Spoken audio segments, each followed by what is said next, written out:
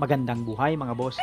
Habang nagkakape tayo at tinatanaw natin yung ating cording area, ay aking isishare sa inyo yung isa pang pinakapaborito naming source ng beddings na aming inilalagay sa aming breeding pen mga boss. At tama kayo sa inyong nakikita, nagmumula yan sa mga kambing. Kaya ang mga kambing na yan mga boss ay inalagaan talaga namin yan with a purpose. Kinakain lamang ng mga kambing mga boss yung mga halaman na punong-puno ng bitamina na nakakatulong sa kanilang kalusugan. At yun naman ang aming inabangan mga boss pagkatapos na mapakinabangan ng kanilang katawan at mailabas bilang excess matter, ito naman ay aming pinapatuyo, kinokolekta, dinudurog at siya naming inilalagay sa aming indoor breeding pens bilang source ng natural vitamins at organic nutrients.